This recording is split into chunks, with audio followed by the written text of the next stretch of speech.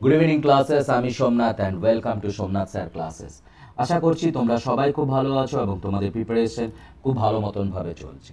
আমরা ভারতবর্ষের সংবিধান নিয়ে আলোচনা করছিলাম অ্যান্ড আজকে হচ্ছে ক্লাস নাম্বার 3, যেখানে হচ্ছে ভারতবর্ষের সংবিধানের সোর্সেস কোথা থেকে এসছে, বা ভারতবর্ষের সংবিধানের বৈশিষ্ট্য কী কী, বা ভারতবর্ষের সংবিধানের প্রস্তাবনা নিয়ে আলোচনা করব।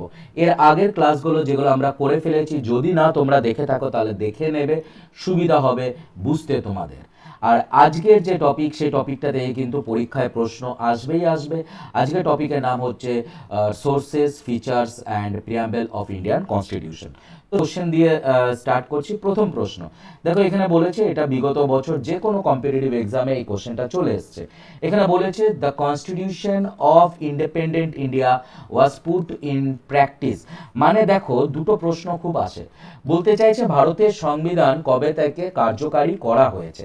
এখানে কার্যকারী করার কথা বলেছে, তাহলে সঠিক উত্তরটা হবে হচ্ছে 26শে জানুয়ারি 1950।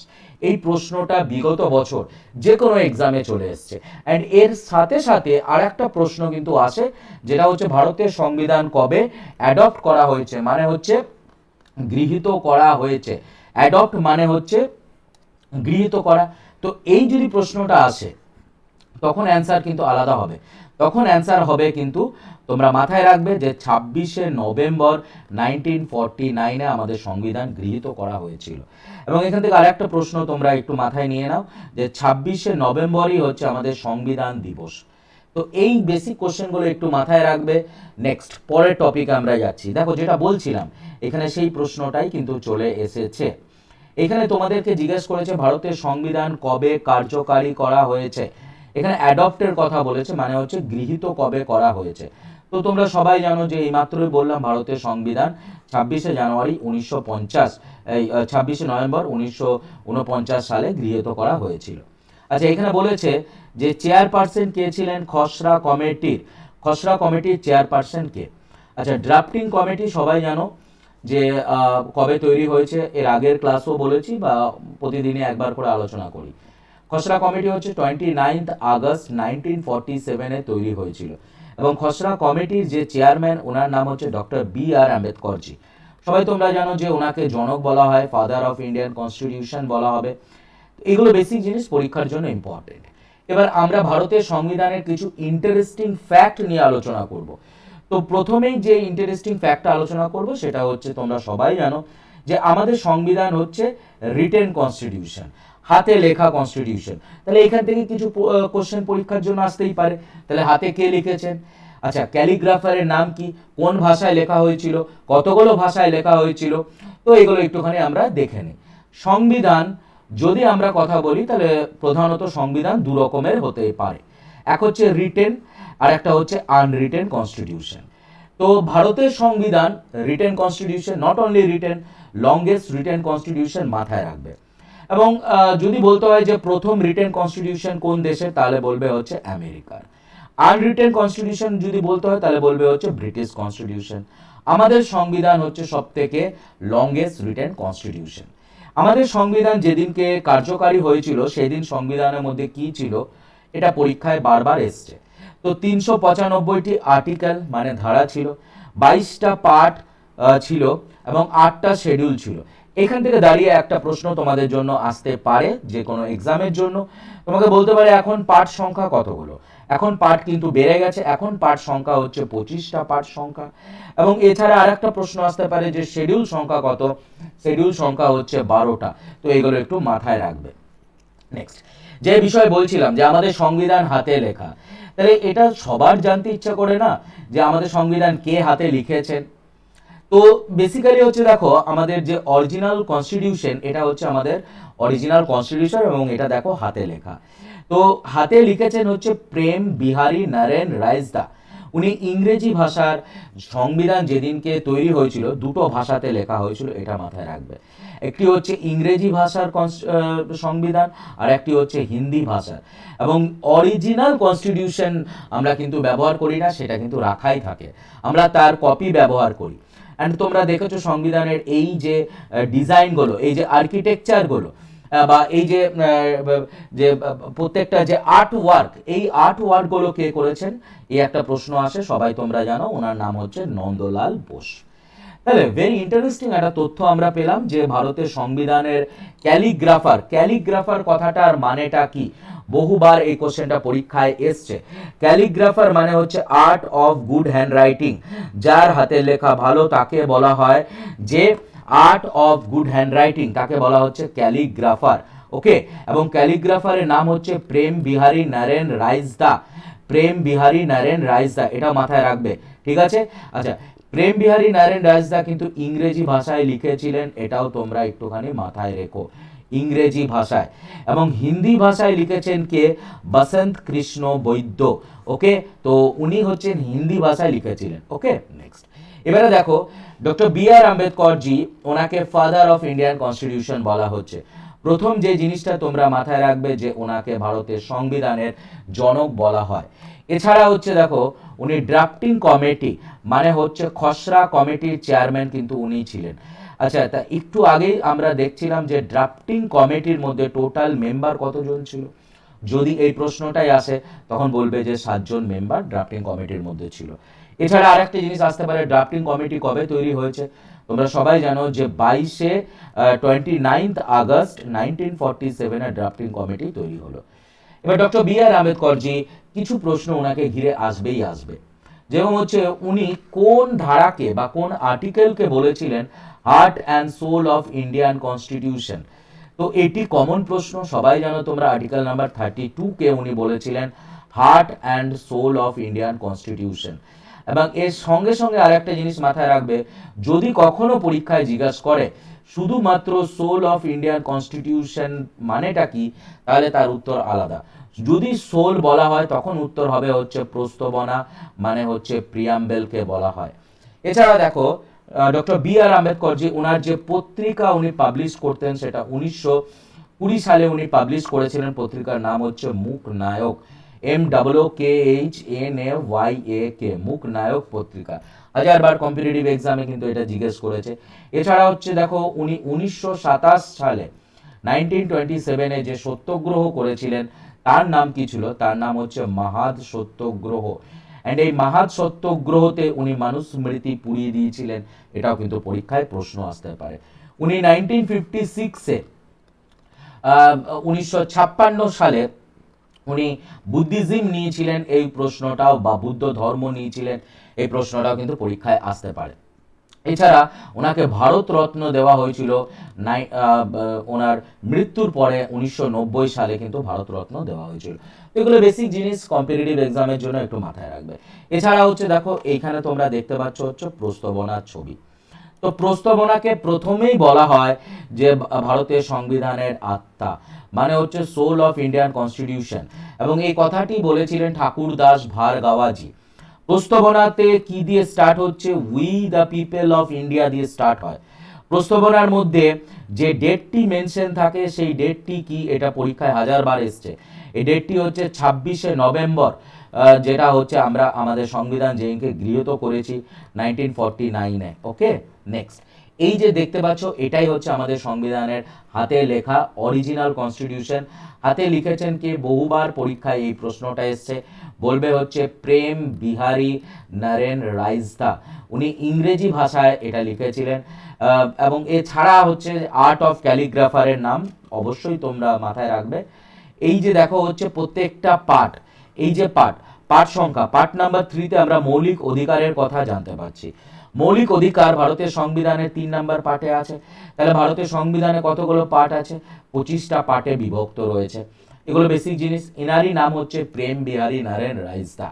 এই হলো হচ্ছে দেখো দুটো সংবিধান, একটি হচ্ছে ইংরেজি ভাষায় আমাদের সংবিধান লেখা হয়েছিল এবং আরেকটি হচ্ছে হিন্দি ভাষায়, কিন্তু আমরা এই অরিজিনাল সংবিধানগুলো কিন্তু ব্যবহার করি না, এগুলো আমাদের প্রিজার্ভ করাই রয়েছে। গণপরিষদের মিটিং চলছে, দেখতেই পাচ্ছ, সর্দার বল্লভভাই প্যাটেল। এছাড়া হচ্ছে গণপরিষদ, কনস্টিটিউয়েন্ট অ্যাসেম্বলি থেকে পরীক্ষায় প্রশ্ন আসবেই আসবে। এবার কিরকম কোশ্চেন, সেগুলো আগের ক্লাসেও পড়িয়েছি। তো গণপরিষদের কনস্টিটিউয়েন্ট অ্যাসেম্বলির ডিমান্ড সবার প্রথম কে করেছিলেন, নাম মনে পড়ছে, MN রয়, মানবেন্দ্রনাথ রায়জি 1934-এ ডিমান্ডটা করেছিলেন। গণপরিষদের ডিমান্ড কংগ্রেস কবে করেছিলেন, এই একটা কোশ্চেন কিন্তু পরীক্ষায় আসে। কংগ্রেস ডিমান্ডটা করেছিলেন 1935-এ। গণপরিষদের প্রথম মিটিং কবে হয়েছে, এরকম ধরনের প্রশ্ন কিন্তু আসবে। তোমরা সবাই জানো যে ফার্স্ট মিটিং গণপরিষদের হলো হচ্ছে 9 ডিসেম্বর 1946 সালে কিন্তু মিটিং হলো। এবং এই সময় কি পার্মানেন্ট কোনো প্রেসিডেন্ট ছিলেন? না, পার্মানেন্ট ভাবে কোনো প্রেসিডেন্ট ছিলেন না। পার্মানেন্ট ছিলেন না, ডক্টর সচিতানন্দ সিনহাজি ছিলেন। এবং 11 ডিসেম্বর 1946 ডক্টর রাজেন্দ্র প্রসাদজিকে নিয়ে আসা হলো গণপরিষদের পার্মানেন্ট প্রেসিডেন্ট হিসাবে। এরপরে 13 ডিসেম্বর হচ্ছে অবজেক্টিভ রেজলিউশন নিয়ে আসা হয়। অ্যান্ড এই অবজেক্টিভ রেজলিউশন কে নিয়ে এসেছেন সেটাই কম্পিটিটিভ এক্সামে বহুবার কোশ্চেনটা দিয়েছে। তো তোমরা জানো যে জওহরলাল নেহরুজি নিয়ে এসেছিলেন 13 ডিসেম্বর 1946। এই অবজেক্টিভ রেজলিউশন পরে গিয়ে প্রস্তাবনার নাম নিয়েছিল, মানে হচ্ছে প্রিয়াম্বেলের নাম নিয়েছিল বা প্রিয়াম্বেল হয়েছিল, যেটা হলো হচ্ছে তোমরা সবাই জানো যে 22 জানুয়ারি 1947 হয়েছিল। এছাড়া এইখানে দেখতে পাচ্ছ তোমরা অরিজিনাল কনস্টিটিউশন, এবং এই যে প্রত্যেকটা সংবিধানের উপরে দেখো এরকম ডায়াগ্রামগুলো আছে। এই ডায়াগ্রামগুলো করেছেন হচ্ছে নন্দলাল বোস, অনেকবার তোমাদের সঙ্গে আলোচনা করেছি, মাথায় রাখবে। আচ্ছা, আমাদের সংবিধান আমাদেরকে কিছু অধিকার দিয়েছে, মৌলিক অধিকার। মৌলিক অধিকার হচ্ছে জাস্টিসিয়েবল, মানে হচ্ছে যে প্রথমের দিকে ভারতের সংবিধান আমাদেরকে 7টা অধিকার দিয়েছিল, এখন 6টি অধিকার আছে। জাস্টিসিয়েবল বা এনফোর্সিয়েবল মানে হচ্ছে যদি আমরা অধিকার না পাই তাহলে আমরা সুপ্রিম কোর্টে যেতে পারি বা আমরা হাইকোর্টে যেতে পারি। সুপ্রিম কোর্টে যেতে পারি আন্ডার দ্য আর্টিকেল নাম্বার 32 নিয়ে, অনেকবার এই কোশ্চেনটা দেয়। হাইকোর্টেও যেতে পারি আন্ডার দ্য আর্টিকেল হচ্ছে 226। বেসিক জিনিস মাথায় রাখবে। এছাড়া হচ্ছে ভারতের সংবিধান আমাদের 7টা মৌলিক অধিকার দিয়েছে, কিন্তু একটি অধিকারকে আমরা অ্যামেন্ড করে দিয়েছি। তো রাইট টু প্রপার্টি, সম্পত্তির যে অধিকার, এটি হচ্ছে আর্টিকেল নাম্বার 31-এর মধ্যে মেনশন ছিল। তো এটিকে আমরা লিগ্যাল একটা রাইট করে দিয়েছি, যেটার আর্টিকেল এখন 300-এতে রয়েছে। এখন অ্যাট প্রেজেন্ট ভারতের সংবিধানে 6টি মৌলিক অধিকার রয়েছে। ক্লিয়ার? আচ্ছা, আমাদের সংবিধান, ভারতের সংবিধান হচ্ছে partly rigid and partly flexible, মানে হচ্ছে সংবিধানের মধ্যে প্রভিশন আছে যে আমরা কোনো জিনিসকে অ্যামেন্ড করতে পারি। অ্যামেন্ড কথাটার মানে হচ্ছে চেঞ্জ করা। অ্যামেন্ড মানে হচ্ছে আমরা ভারতের সংবিধানকে চেঞ্জ করতে পারি। আর্টিকেল 368-এর মধ্যে রয়েছে। Okay, next. এরপরে দেখো এখানে একটা কোশ্চেন এসছে, the design of national flag was adapted by the constituent assembly. আমাদের যে জাতীয় পতাকা, এই জাতীয় পতাকা কবে আমরা গৃহীত করেছিলাম? তো আমরা নিয়েছিলাম হচ্ছে 22 জুলাই 1947। তো এখানে অপশন নাম্বার এ হচ্ছে সঠিক উত্তর। ক্লিয়ার? আচ্ছা, এখানে বলেছে যে সোল অফ ইন্ডিয়ান কনস্টিটিউশন মানে কি? মৌলিক কর্তব্য, মৌলিক অধিকার, ডিপিএসপি বা প্রস্তাবনা। তো আমি বারবার বলেছি, যদি সোল কথাটা লেখা থাকে তখন অ্যান্সারটা দাঁড়াবে কিন্তু প্রস্তাবনা। Excuse me. আচ্ছা, যদি হার্ট অ্যান্ড সোল থাকে তখন তোমরা বলবে যে ডক্টর বি.আর. আম্বেদকর জি বলেছিলেন আর্টিকেল নাম্বার 32 কে হার্ট অ্যান্ড সোল। এই হচ্ছে প্রস্তাবনা, দেখতেই পাচ্ছ খুব সুন্দর ডিজাইন রয়েছে, এবং এই ডিজাইনটা করেছেন হচ্ছে নন্দলাল বোস জি, এটাও মাথায় রাখবে। ক্লিয়ার? নন্দলাল বোস। ডিপিএসপি ভারতের সংবিধানে কত নাম্বার পার্টে রয়েছে? পার্ট নাম্বার 4-এ রয়েছে, 4 নাম্বার পার্ট, 36 থেকে 51। কোথা থেকে নিয়েছি? আয়ারল্যান্ড থেকে নিয়েছি। ডিপিএসপি কে noble features of Indian constitution কে বলেছেন? এই কোশ্চেনটা পরীক্ষায় আসে। তো নোবেল ফিচার্স বলেছিলেন হচ্ছে, তোমরা সবাই জানো যে ডক্টর বি.আর. আম্বেদকর জি বলেছিলেন। আচ্ছা, ভারতের সংবিধান আমাদেরকে ভোট দেওয়ার অধিকার দিয়েছে, যার আর্টিকেল হচ্ছে আর্টিকেল নাম্বার 326। এবং ইলেকশন কমিশনের আর্টিকেল হচ্ছে 324, এটা মাথায় রাখবে। আচ্ছা, আমরা ভোট দেই, আগে আমাদের ভোট দেওয়ার অধিকার ছিল হচ্ছে 21 বছর বয়স হলে আমরা ভোট দিতাম, এখন আর সেটা নেই, এখন হচ্ছে 18 বছর বয়স হলে ভোট দেওয়া যায়। তো এটা যে চেঞ্জ হয়েছে, অ্যামেন্ডমেন্ট হয়েছে, এটাই হচ্ছে 61তম অ্যামেন্ডমেন্ট, যেটা 1989-এ হয়েছিল রাজীব গান্ধীর গভর্নমেন্টের সময়। আমাদের ভারতের সংবিধানে এমার্জেন্সির প্রভিশন আছে, জরুরি ব্যবস্থা। জরুরি ব্যবস্থা ক রকমের? 3 রকমের আছে। ন্যাশনাল এমার্জেন্সি আর্টিকেল হচ্ছে 352, যেটা হচ্ছে স্টেট রুল বা প্রেসিডেন্টাল রুল, এর আর্টিকেল হচ্ছে 356। অর্থনীতি জরুরি ব্যবস্থা, যার আর্টিকেল হচ্ছে 360, এটাও মাথায় রাখবে। আচ্ছা, এখানে আরেকটা প্রশ্ন দেয় যে ন্যাশনাল এমার্জেন্সি আমরা কতবার ডিক্লেয়ার করেছি, ন্যাশনাল এমার্জেন্সি। তো এইখানে এই যে প্রশ্নটা আসে, ন্যাশনাল এমার্জেন্সি আমরা 3বার ডিক্লেয়ার করেছিলাম, আর্টিকেল 352। প্রথমবার 1962-তে ডিক্লেয়ার হয়েছে, এরপরে ডিক্লেয়ার করেছি 1971-এ, এবং এরপরে ডিক্লেয়ার করেছি 1975-এ। 1962-তে প্রথমবার হচ্ছে ইন্ডিয়া চায়নার যুদ্ধ সময় আমরা ডিক্লেয়ার করেছিলাম, এবং তোমরা সবাই জানো যে চায়নার সঙ্গে আমার বর্ডার আছে আমাদের, যেটা হচ্ছে ম্যাকমোহন লাইন 3917 কিলোমিটার, মাথায় রাখবে। এরপরে আমরা পাকিস্তানের সঙ্গে ডিক্লেয়ার করলাম, পাকিস্তানের সঙ্গে যখন যুদ্ধ হয়েছিল 1971-এ, যেখানে হচ্ছে বাংলাদেশ লিবারেট হলো, এটা মাথায় রাখবে। ওকে, বাংলাদেশ। আচ্ছা, 1975-এ ইন্দিরা গান্ধীজি ডিক্লেয়ার করেছিলেন ইন্টারনাল ডিস্টারবেন্স। ওকে, নেক্সট। এরপরে দেখো এখানে একটা প্রশ্ন এসেছে, the preamble of the constitution is amended. আচ্ছা, ভারতের সংবিধানের প্রস্তাবনা কবে অ্যামেন্ড করা হয়েছে? প্রস্তাবনাকে আমরা একবারই অ্যামেন্ড করেছি, যেটা অ্যামেন্ড হয়েছে 1976-এ, এবং এটিকেই বলা হয় 42nd amendment. 42nd অ্যামেন্ডমেন্টকে mini constitution বলা হয়। তোমরা যারা কম্পিটিটিভ এক্সামের প্রিপারেশন পড়াচ্ছিলাম সেই বিষয়ে আমি অন্তত একটুখানি বলে দেই। এরপরে দেখো সোর্সেস কি, ভারতের সংবিধানের কি কি সোর্সেস। সোর্সেস মানে হচ্ছে যে আমাদের ম্যাক্সিমাম জিনিস হচ্ছে বড়। তাহলে এবার কিছু জিনিস যেগুলো লাগবে, যেরকম হচ্ছে কানাডা থেকে কি নিয়েছি, কানাডা থেকে নিয়েছি যে অ্যাপয়েন্টমেন্ট অফ দ্য গভর্নর। আচ্ছা, রাজ্যপাল, রাজ্যপালের আর্টিকেল সবাই তোমরা জানো যে 153 নম্বর আর্টিকেলে বলা হয়েছে। রাজ্যপালের কিন্তু কোনো ইলেকশন হয় না, এটা মাথায় রাখবে, কোনো ইলেকশন কিন্তু রাজ্যপালের হয় না। তাহলে রাজ্যপালের কি হয়, রাজ্যপালের হচ্ছে অ্যাপয়েন্টমেন্ট হচ্ছে, অ্যাপয়েন্ট কে করবেন, অ্যাপয়েন্ট হচ্ছে প্রেসিডেন্ট অ্যাপয়েন্ট করবেন। তো এই প্রসেসটা কিন্তু আমরা কানাডা থেকে নিয়েছি। অ্যান্ড আমাদের ফেডারেশন কিন্তু বেশি স্ট্রং হয়, এটা মাথায় রাখবে। সাউথ আফ্রিকা থেকে আমরা নিয়েছি হচ্ছে আমাদের অ্যামেন্ডমেন্ট প্রসিডিওরটা নিয়েছি। ভারতের সংবিধানের মধ্যে আমরা অ্যামেন্ড করতে পারি, আর্টিকেল নাম্বার 368 এর মধ্যে মেনশন করেছে। এবং দেখো মেম্বার দেখো রাজ্যসভার যে মেম্বার তাদের যে ইলেকশন, দেখো রাজ্যসভার ইলেকশন কি হয়, রাজ্যসভার ইলেকশন হচ্ছে ইনডাইরেক্ট ইলেকশন। ওকে, রাজ্যসভার মধ্যে টোটাল যে মেম্বার থাকে, টোটাল মেম্বার 250, যার মধ্যে নমিনেটেড মেম্বার থাকছে হচ্ছে 238 জন। অ্যান্ড এই 238 জন কোথা থেকে আসছে, এটি আসছে হচ্ছে বিধানসভা রাজ্য থেকে যাচ্ছে, এবং এটি ইনডাইরেক্ট ভাবে হচ্ছে। তো এই ইলেকশনের প্রসেসটা আমরা নিচ্ছি হচ্ছে সাউথ আফ্রিকা থেকে, এবং 250 জনের মধ্যে হচ্ছে 12 জন হচ্ছে নমিনেটেড মেম্বার থাকবে। আচ্ছা, রাশিয়া থেকে আমরা কি নিয়েছি, আমাদের কর্তব্য নিয়েছি, ফান্ডামেন্টাল ডিউটিস নিয়েছি। ভেরি ইম্পর্টেন্ট, ফান্ডামেন্টাল ডিউটিস আমাদের সংবিধানের মধ্যে ছিল না। আমরা যখন 42তম অ্যামেন্ডমেন্ট করছি ভারতের সংবিধানকে, তোমরা সবাই জানো যে 1976-এ তখন আমাদের মৌলিক কর্তব্যটা এলো। অ্যান্ড এই মৌলিক কর্তব্য রেকমেন্ডেশন করেছেন হচ্ছে সর্দার শরণ সিং, হচ্ছে রেকমেন্ডেশন করেছিলেন। ওকে, নেক্সট হচ্ছে ফ্রান্স থেকে দেখো এইসব কনসেপ্টগুলো নিয়েছি, রিপাবলিকের কনসেপ্ট নিয়েছি, ঠিক আছে, লিবার্টির কনসেপ্ট নিয়েছি, ইকুইলিটি, এবং এগুলো কোথায় রয়েছে, প্রস্তাবনার মধ্যে রয়েছে। জার্মানি বা ওয়েমার থেকে কি নিয়েছি, আচ্ছা দেখো এমার্জেন্সির সময়, জরুরি ব্যবস্থার সময় আমাদের মৌলিক অধিকার বন্ধ হয়ে যায়, কিন্তু দুটো আর্টিকেল বন্ধ হয় না। তো এই কনসেপ্টটা আমরা নিয়েছিলাম জার্মানি থেকে। অস্ট্রেলিয়া থেকে কি নিয়েছি, অস্ট্রেলিয়া থেকে কনকারেন্ট লিস্ট নিয়েছি। আচ্ছা, এবারে লিস্ট কত নাম্বার শিডিউলে মেনশন করে রেখেছে, ধরো যদি এই প্রশ্নটাই আসে তখন বলতে হবে ভারতের সংবিধানের 7 নাম্বার শিডিউলে রয়েছে। তো 7 নাম্বার শিডিউলের দিকে তাকালে প্রথমেই আমরা দেখতে পাবো হচ্ছে ইউনিয়ন লিস্ট। ইউনিয়ন লিস্ট, ইউনিয়নের হাতে আগে 97টি বিষয় ছিল, এখন হচ্ছে 100টি বিষয় রয়েছে। এরপরে হচ্ছে প্রত্যেকটা রাজ্যের বিষয় রয়েছে, স্টেট লিস্ট। স্টেটের হাতে বিষয় আগে বেশি ছিল, তো 66, এখন এটা কমে গেছে, এখন হচ্ছে 61টা। এবং উভয় পক্ষ মানে হচ্ছে কনকারেন্ট, এই কনকারেন্ট লিস্টটা আমরা অস্ট্রেলিয়া থেকে নিয়েছি।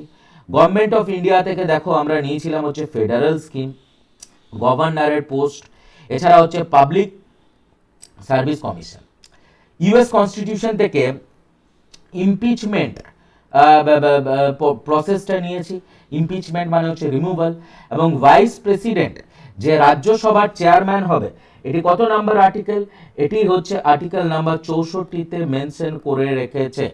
And removal of the supreme court, supreme কোর্টের যে বিচারপতির যে রিমুভ হচ্ছে বা হাইকোর্টের বিচারপতি, সেটা আমরা নিয়েছি। আচ্ছা, ব্রিটিশ কনস্টিটিউশন থেকে পার্লামেন্টারি ফর্ম অফ গভর্নমেন্ট নিয়েছি, সিঙ্গেল সিটিজেনশিপ নিয়েছি, বাই ক্যামেরালিজম তথ্য নিয়েছিলাম। বাই কথাটার মানে টু, ক্যামেরাল কথাটা মানে হচ্ছে হাউসেস। এই যে তথ্যটা, দুটো কক্ষ, একটি হচ্ছে লোয়ার হাউস, একটি হচ্ছে আপার হাউস। তো এই কক্ষটা আমরা এই তথ্যটা নিয়েছিলাম। আইরিশ বা আয়ারল্যান্ড থেকে হচ্ছে প্রথমে DPSP, directive principal of state policy. এবার আপার হাউসের মেম্বারের মধ্যে যে নমিনেশন হয় রাজ্যসভাতে নমিনেটেড পার্সন 12 জন, সেইটা নিয়েছি।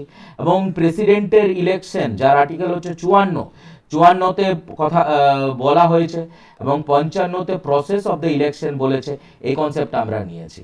আচ্ছা, যেটুকুনি পড়লে the idea of the concurrent list কোথা থেকে নিয়েছি? The idea of the concurrent list হচ্ছে অস্ট্রেলিয়া থেকে নিয়েছি। এবারে আমরা যেটা পড়বো, দ্যাট ইজ দ্য প্রস্তাবনা। প্রস্তাবনাকে প্রথমেই বলা হচ্ছে introduction part of Indian constitution. প্রস্তাবনা হচ্ছে মডিফাইড ভার্সন অবজেক্টিভ রেজলিউশনের। অ্যান্ড এই অবজেক্টিভ রেজলিউশন জওহরলাল নেহরুজি নিয়ে এলেন 13ই ডিসেম্বর 1946-এ। এবং প্রস্তাবনা চালু হলো, মানে হচ্ছে প্রিয়াম্বেল স্টার্ট হলো, গণপরিষদের মধ্যে এলো হচ্ছে 22শে জানুয়ারি 1947। এবং একবারই আমরা প্রস্তাবনাকে অ্যামেন্ড করেছি, যেটা হচ্ছে 42তম অ্যামেন্ডমেন্ট 1976-এ অ্যামেন্ড হয়েছে। অ্যামেন্ড করে 3টে কথা নিয়ে এসেছি, that is the socialist, secular and integrity. আচ্ছা, is constitution a part of the preamble? আচ্ছা, প্রিয়াম্বেল কি সংবিধানের পার্ট? দেখো, 1960s যখন বেরুবাড়ি কেস এসেছিল, তখন বলা হয়েছিল যে না, প্রিয়াম্বেল কিন্তু প্রস্তাবনা কিন্তু পার্ট নয়। 1973-তে কেশবানন্দ ভারতী কেসে বলা হলো যে yes, it is the integral part. এবং আরেকটা জিনিস মাথায় রাখবে যে প্রস্তাবনা কিন্তু নন জাস্টিসিয়েবল থিং। আচ্ছা, তোমরা যাই লেখা থাকুক প্রস্তাবনার মধ্যে, সেটাকে নিয়ে তোমরা কোর্টে যেতে পারবে না। ওকে, আচ্ছা, এবারে প্রস্তাবনার মধ্যে কি রয়েছে দেখো, 5টা ওয়ার্ড মেনশন করা রয়েছে। এক হচ্ছে সভারেন, এক হচ্ছে সোশ্যালিস্ট, এক হচ্ছে সেকুলার, এক হচ্ছে ডেমোক্রেটিক, এক হচ্ছে রিপাবলিক। এটাকে সমস্ত একত্র করেই হচ্ছে India. Okay, sovereign country, socialist country, secular country, democratic country বা রিপাবলিক কান্ট্রি। এবং যে ডেটটা মেনশন থাকে, সেই ডেটটা হচ্ছে নভেম্বর 26, 1949।